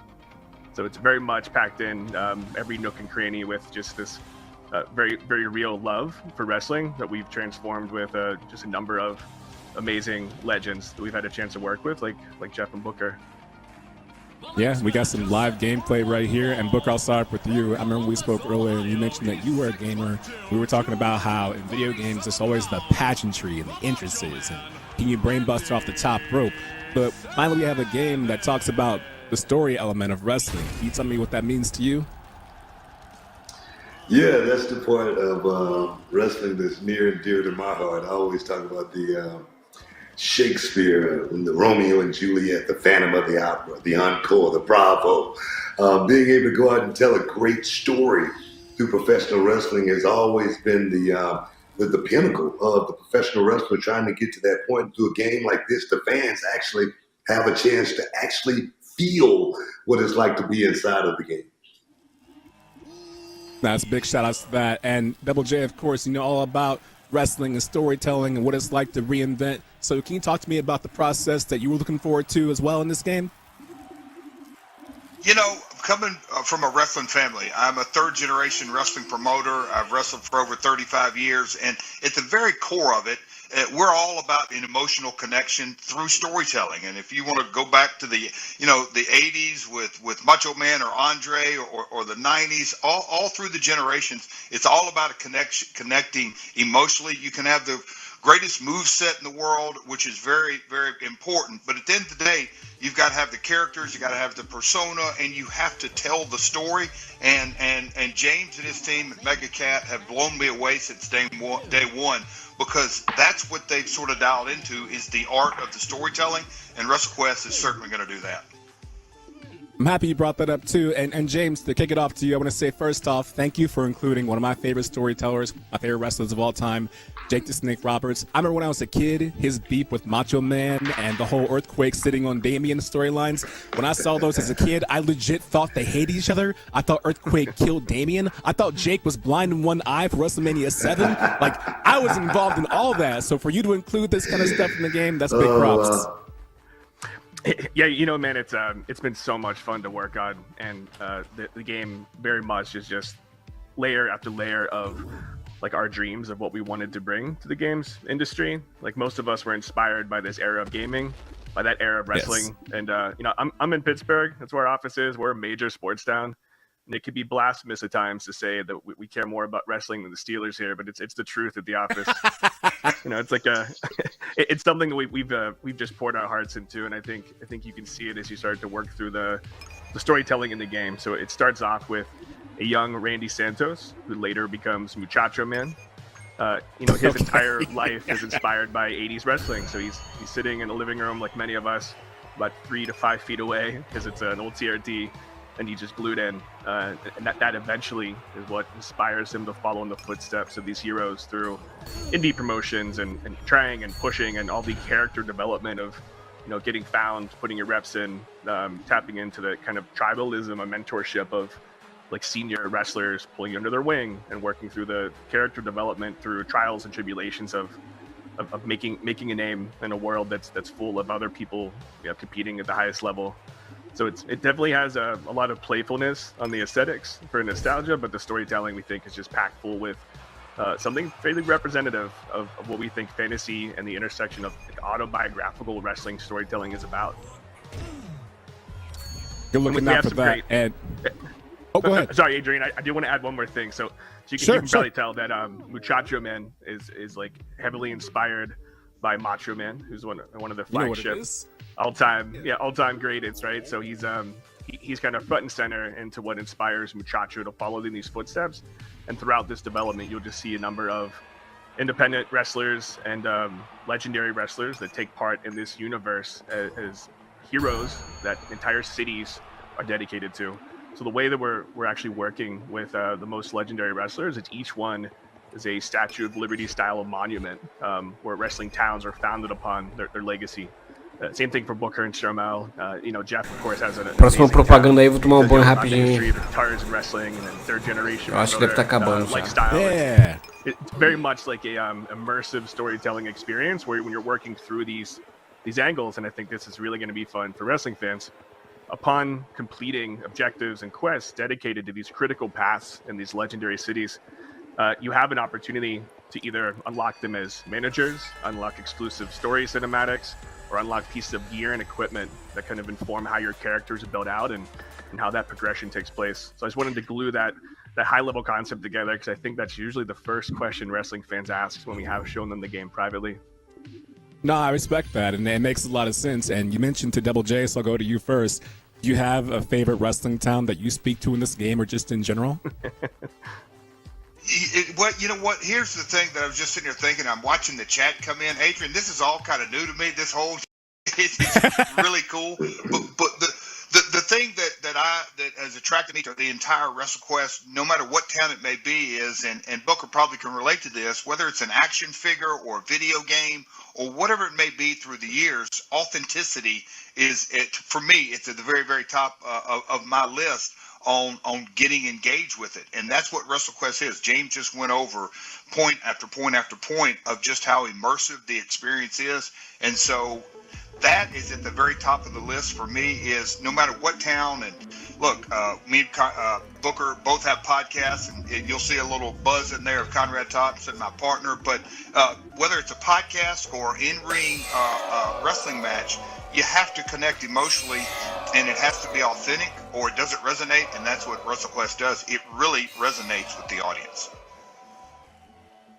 And Book, on that note, it's got to feel good too to know that long after everyone stops wrestling, there's always the legacy that carries on in game. The ability to go back and recreate moments to create your own storyline. So it's got to be impactful for you to see that, right? Of course. I mean, you guys couldn't have hit the nail on the head better with someone like Savage. Savage, Steamboat, WrestleMania 3. Not just WrestleMania 3 in that match, but the leading up to that match. When Steamboat got the larynx crush. Yeah. To be able to create your own stories and relive that story. I think for me, that's what I get out of this more than anything is there again, the storytelling, which I think is the base of professional wrestling. I 100% agree with that. Like I was saying, as a fan growing up, and James, I'm happy you're taking the story element into a game like this. Look, I love grappling. I love creating my own interest, my own character. But I fell in love with everything. I remember, again, WrestleMania 7, seeing Macho Man do the elbow drop like 5 times. Warrior gets up, speaks to the heavens, wins. I'm thinking, oh my God, my heart's broken. And then he reunites with Sherry. Like, to me, I saw people in the audience crying. My mom was crying. I didn't even understand love. Look at you, man. I love wrestling, man. I didn't even understand love, and I was crying. I'm like, I'm emotional. I don't know why. So, James, how do you put that into a game like this? How do you capture all that? Yeah. Yeah, first, I just want to jump in and say that 30% of our time working on WrestleQuest is crying, and the other 30% is just marking out because it's like I can't. As I'm sitting on our group introduction to WrestleQuest, and we're so excited to premiere it, getting excited whenever I hear Booker and Jeff talking about the game we made. Like it's just truly a dream come true for the studio, and it just packs full of every little piece of what we love about wrestling. And the storytelling side, that's really what it's all about with RPGs. It's gripping the characters. There's over 10 playable characters for party building. There's a number of ancillary pickup characters that all have their own unique hooks and character agency that if you would want to replay WrestleQuest over and over again, you could still find unique ways to unwrap this universe. But literally hundreds of quests and side quests that help demonstrate all these different pieces that we've picked up working with some of these legendary folks the last 3 years. So I think the ground up, man, it's the podcasters, it's the stories that they tell, it's reimagining them through this toy and nostalgic lens. It's really just everything from the items and equipment and gear to the critical path storytelling that is just key to main gameplay. I do have some bad news right now. I got the Sandman. Oh, I believe it. I do. And the problem is, the Sandman's sweeping right now. I got the Oscar playing me off and telling me, shut up, Adrian, wrap it up. So I want to say right now, really quickly, each of you, where can we find you and find more information about you? We'll start with you, Booker, then Jeff, and then James. Oh, man, find me on Twitter at BookerT5X. That's on Twitter and Instagram. BookerT5X. Now, can you dig that? Sucker! Let go. Double J? How do I follow that, Adrian? Chucky Duck. Mine's simple. At Real Jeff Jarrett. Twitter, Instagram, and Facebook. Twitter, Instagram, Facebook. At Real Jeff Jarrett. My World drops every Tuesday at 6 a.m. And James. If you want to get into the ring and you want to get close with WrestleQuest, it's at MegaCat Studios and at Skybound Games. I appreciate it, gentlemen. This has been a dream come true to me. Thank you, James, for the wrestling experience. Booker T, thank you for everything that you do. And Double J, you can slam the acoustic guitar on my head whenever you want to, bro. So thank all of you for being here. I got one specially for you, Adrian. I promise. Good look at that. Thanks, guys. Thanks, man. Thank you, guys. Thanks, guys. This was an amazing experience, everyone. As you can tell, I'm geeked right now. I love professional wrestling. But I've got to shut up because this is not my show and it's not all about wrestling. It's about Idea Xbox Showcase, which is why Andrew Renee is going to connect with the lead game designer behind the upcoming title, Floppy Night. So before the devs join, though, we have a trailer. So let's take a look at that.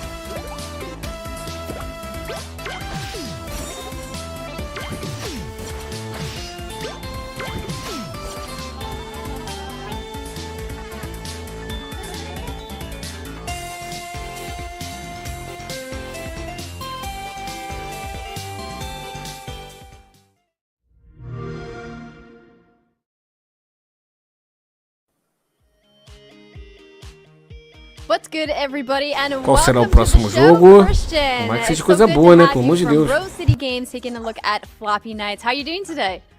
I'm doing well. Thanks for having me. So, as the lead designer for this game, it feels like there's a lot of pressure on you to get everything perfect. Are you sweating right now? Are you feeling confident about where you guys are at? Oh yeah, I'm sweating bullets, but it's good. You know, we've been working on this game for a pretty long time. We started development on it in January 2019. We've been working on it. It's been a passion project ever since for us. So we're excited. We're excited for its upcoming release. When we were doing our rehearsals yesterday, I had mentioned that, you know, you guys last showed this IRL at PAX 2020, which kind of feels like a lifetime ago. But with PAX East looming, it's kind of exciting to think that, you know, indie devs are going to once again get to connect with people. Has the feedback on your guys' previous games, like, you know, Garden Story and, of course, Into the World Next Door, really impacted the way that you guys have designed Floppy Nights? Yes. So a lot of the way that we like to design games is to make them a little bit more accessible, right? We want this to maybe be your first introduction to these genres, especially because we like to mash up genres a lot. So Floppy Nights is a mashup of like a tactics game and a deck building game. And, you know, a lot of folks, when they think about tactics games, there's a lot of math and there's a lot of really crunchy rules and things like that, which I love.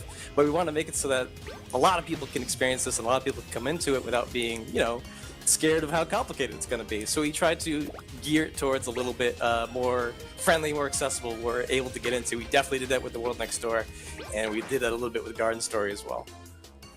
I love how you use the word crunchy, because it does feel like sometimes when you get into the weeds with tactics games, it does feel a little bit unapproachable. And I think just the art style alone kind of opens the door for people to be like, hey, maybe this is something that I can play. Do you guys have different, like, kind of difficulty settings, or is there a way for maybe a noob like me to get in and not feel too overwhelmed?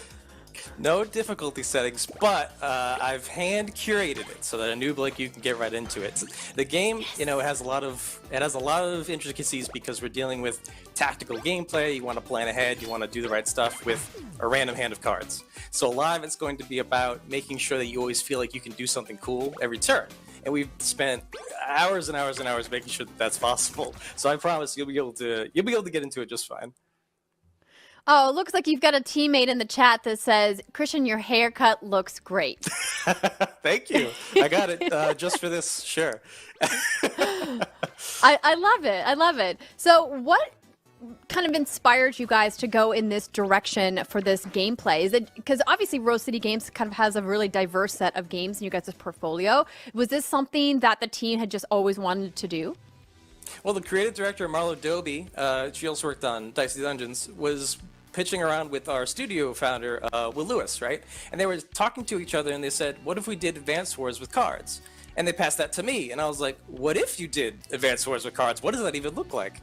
So we took that concept and I buried myself in a conference room and I wrote on a whiteboard for a couple hours. And we made a paper prototype, which ended up being this thing. So it's a lot of, what if we took the games that we grew up on, she grew up on Advance Wars, I grew up on Final Fantasy Tactics, and made it, just a little bit different. Maybe we twisted it with a new genre. And we try to do that a lot with our games, right? World Next Door was, match 3 and puzzle solving with sort of a dating sim thing. So a lot of our games are, what if we took a cool thing that we used to play as kids and made it even cooler? I think that that's so awesome. I love how the flexibility of working in the indie space really kind of gives, the smaller teams the ability to be nimble and experiment and kind of, see what works. Did you guys find that when you were, doing the, pre-production of this game after you did you papered it, that you found some things that you're like, hey, in theory, this feels like it could work well, but in practicality, it's kind of doo-doo? Yes, that's just part of games, right? So a lot of the stuff that I try to do as a designer is make it so that games do things only games can do, right? When we started the game, there's a lot of hard rules, like units can only do this and can't make cards out of this. And as we kept playing the game and we were doing more play tests, folks were telling us hey, this part's really fun. Wouldn't it be cool if when you played a card, the card got better the more times you played it? And going back to our rules, oh no, we can't do that. That's not in the design doc. But playing it over and over, we're like, actually, that's a really great idea. Let's do that instead. Let's do things. Let's make a game that does game stuff. And we take the good ideas, we harvest them all into finding the fun, right? Which is the really lame way of saying that. Oh, I don't think it's lame at all. I think that's why we all love video games, right? It's all about having a great time and, connecting with other people about it. So for this game, would you say that it's a game that people are going to have a kind of crafted experience with, or is there kind of some room to kind of have a little bit more of a custom experience as a player? Oh yeah, there's going to be a lot of room for flexibility. So there's multiple deck types, right? Each of them have their own personality. We made it a big deal so that you can mix all the decks together. No two decks look the same, especially on the dev side. I like to do something very specific. My coworkers like to do things I wouldn't even think of. There's a lot of ways to play this game and a lot of ways to win every level, right? You just have to use your mind and see what you like to do with it. Oh, I love it. I love to have a custom experience. That's awesome. And hearing people's different builds is always really fascinating, how people go in just completely different directions sometimes. But it's what's so great about our game community. Everyone is a unique flower. So for everybody watching that is excited to check out Floppy Nights, where can they follow you guys and learn more about the game? You can check out us at Floppy Nights on Twitter. There's also at Rose City Games if you want to hear about the other games our studio is making. And we will be on Xbox Game Pass in Q2 of this year, so check out for that. Awesome. Well, Christian, thanks so much for your time today, and good luck with the rest of your development. Thank you so much. All right, everybody, we are going to take a quick break, but don't go anywhere. More ID at Xbox Showcase is coming up, including another Game Pass reveal.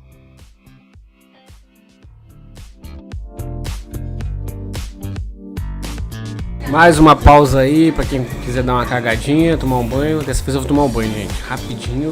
E o próximo take desse evento aí deve ser o take final, porque já tá quase 3 horas. Falou, já volto aí.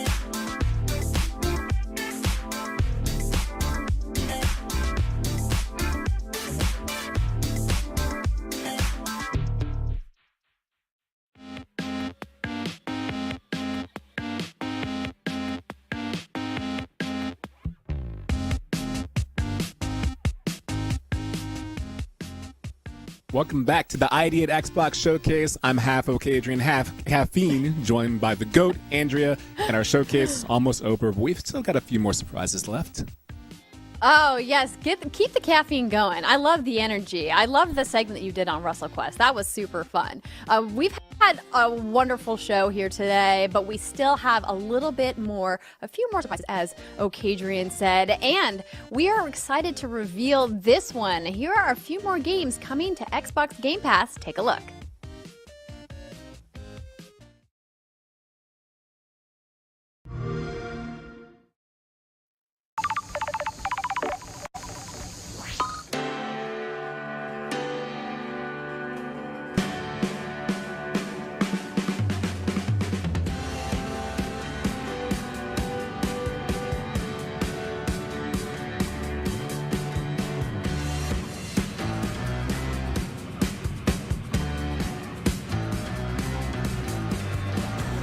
Bem, isso aí, gente. Quando a gente fazer um resumão assim com vários jogos ao mesmo tempo, já tá chegando no final do evento. Esse aí foi o Xbox Showcase de jogos indie. Aproveite o final e até mais.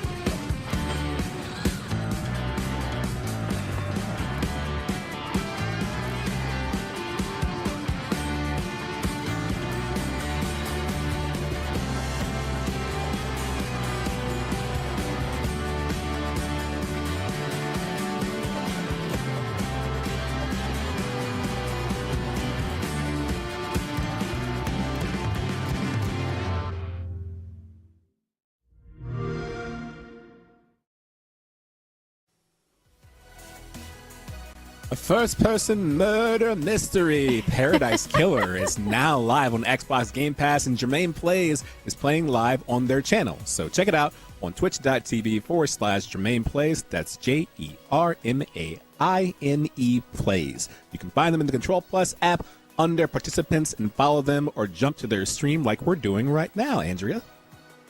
I love it.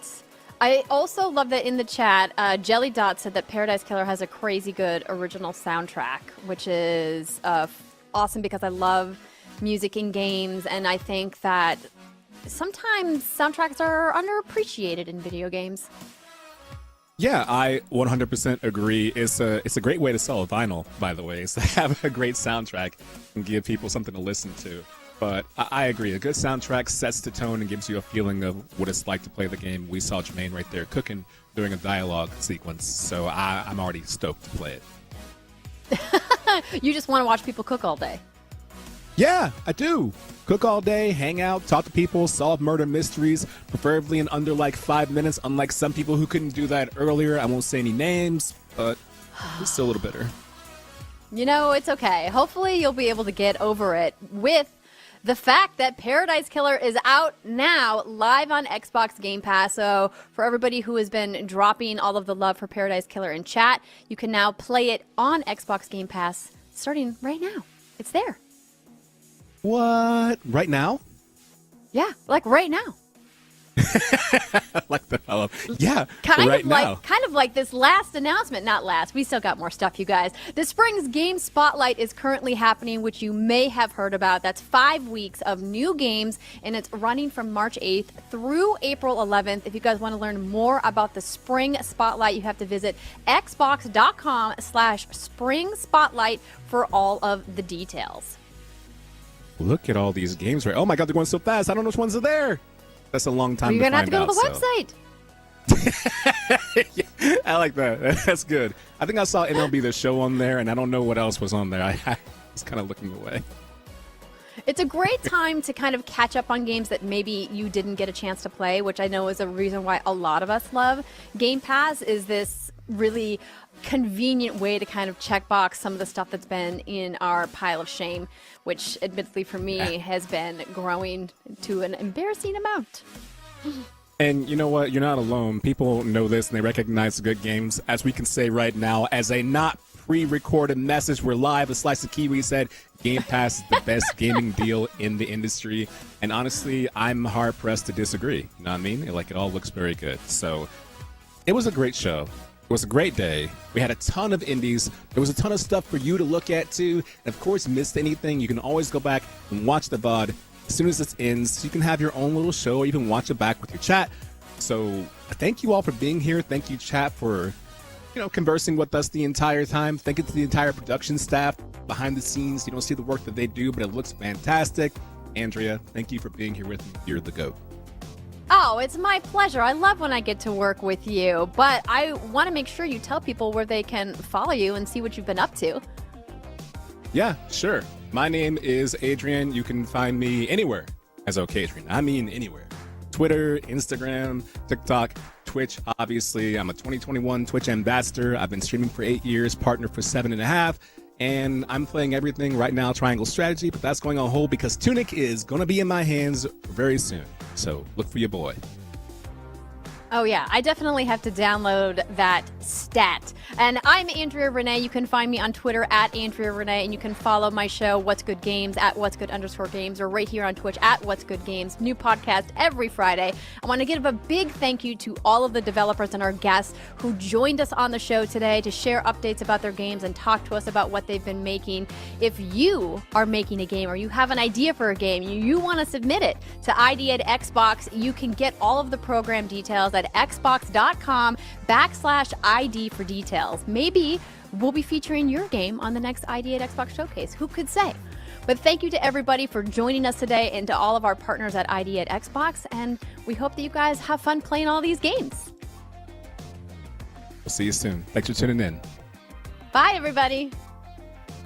It was live.